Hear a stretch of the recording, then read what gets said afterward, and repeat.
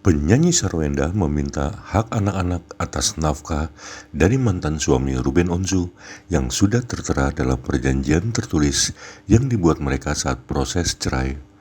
Penasihat hukum Sarwenda, Abraham Simon dan Chris Samsiu, membeberkan isi perjanjian kliennya dengan Ruben ketika mereka bercerai atau dalam proses perpisahan di tahun 2024. Hal ini dikatakan Abraham Simon dalam jumpa persnya di kawasan Kuningan, Jakarta Selatan, Minggu 31 Mei 2026. Kami juga melihat kok sepertinya agak disudutkan juga, kenapa kesannya kami yang menyodorkan, lalu apa salahnya? Ya kan, setidaknya mereka membaca dan mereka menandatangani dan clear. Ya, itu soal kesepakatan. Dan kenapa kami juga sebagai tim kuasa hukum tidak menyinggung soal kesepakatan ini kepada teman-teman media sebelum-sebelumnya, hanya menyinggung satu kali ya dalam respon, itu pun hanya kulitnya saja, karena memang itu adalah privasi yang kami jaga.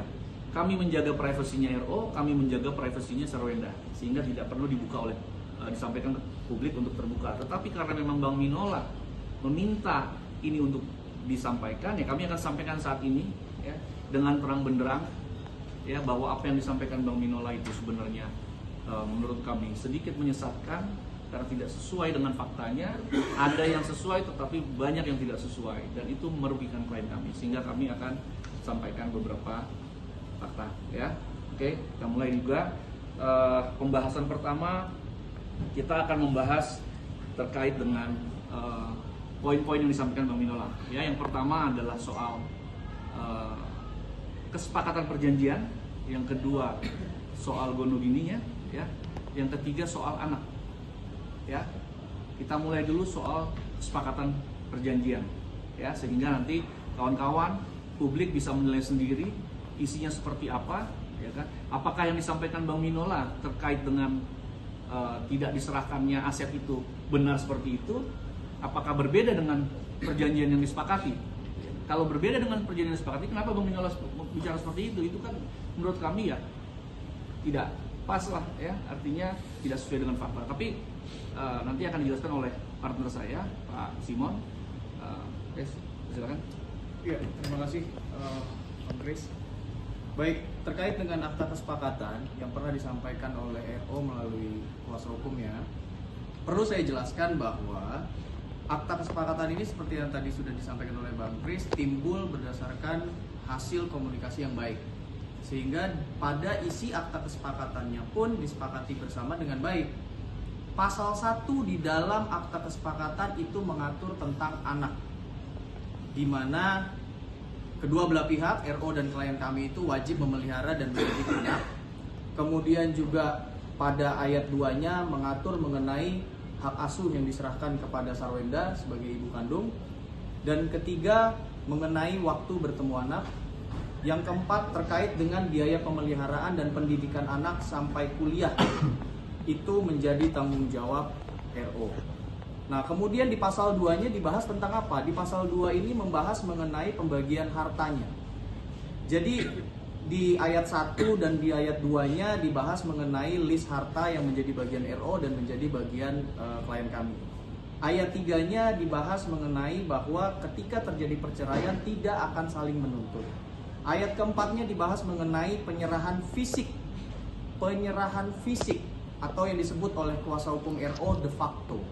Nanti akan saya kupas apakah benar penyerahannya secara seketika itu fisik dan de jure-nya. Nanti kita akan buka. Kemudian juga ada syarat-syarat yang wajib dipenuhi sebelum terjadi penyerahan. Nah, syarat-syaratnya apa nanti juga kita akan buka. Kemudian pasal 3 ada kewajiban-kewajiban yang RO harus lakukan. Nah, nanti mungkin akan ada pertanyaan, saya akan jelaskan kenapa kewajiban itu timbul. Dan pasal 4, 5, dan 6 itu merupakan pasal-pasal penutup. Sekarang kita masuk ke bagian pasal yang pertama terkait dengan anak. Perlu kami klarifikasi bahwa draft awal akta kesepakatan tidak membahas mengenai waktu bertemu anak 2-3 hari dalam seminggu sebagaimana yang disampaikan oleh RO melalui kuasa hukumnya. Kenapa? Karena klien kami berpikir bahwa ini kan hubungan ayah dan anak, hubungan ibu dan anak, kenapa harus diatur harinya? Ini hanya masalah komunikasi saja kok. mau bertemu silakan datang, silakan hubungi anak-anaknya, dan memang diatur di dalam akta ini diberikan kesempatan seluas-luasnya, baik melalui telepon secara tidak langsung atau berkunjung secara langsung. Itu sudah diatur. Dan terkait dengan biaya pemeliharaan dan pendidikan anak sampai kuliah. Ini bunyi pasalnya ya. Biaya pemeliharaan dan pendidikan anak sampai dengan ke jenjang pendidikan tinggi atau kuliah menjadi tanggung jawab pihak pertama. Ini sudah dibahas, jelas. Lalu kemudian juga dibahas mengenai, kalau itu tadi berdasarkan akta kesepakatannya, ini yang berdasarkan komunikasi sebelum akta kesepakatan itu ditandatangani. Jelas disebutkan bahwa masih aku yang bayar sampai mereka selesai sekolah. Oke, kemudian sampai kuliah? Ya, sampai kuliah. Jadi pernyataan yang menyatakan bahwa klien kami yang mengatur mau ini mau itu, kemudian dia yang membiayai, kita yang menerima, itu faktanya demikian. Jadi memang sudah dibicarakan sebelumnya. Lalu kemudian juga fakta yang terjadi, walaupun sudah disepakati terkait dengan anak ini, pada faktanya klien kami sejak akhir tahun 2025 sampai 2026 saat ini, justru klien kami yang membiayai biaya pemeliharaan anak-anak, biaya sekolah, les-les atau bimbingan belajar, dan kalau ada anak-anak yang sakit ke dokter, itu bahkan klien kami yang menanggung. Sejak dari akhir tahun 2025 sampai saat ini. Jadi bisa dilihat di akta kesepakatan sudah diatur, dan bahkan sudah diatur juga melalui komunikasinya sebelum akta kesepakatan ditandatangani. Tapi pada pelaksanaannya sampai saat ini yang melakukan adalah klien kami atau Sarwenda. Jangan lupa subscribe ya.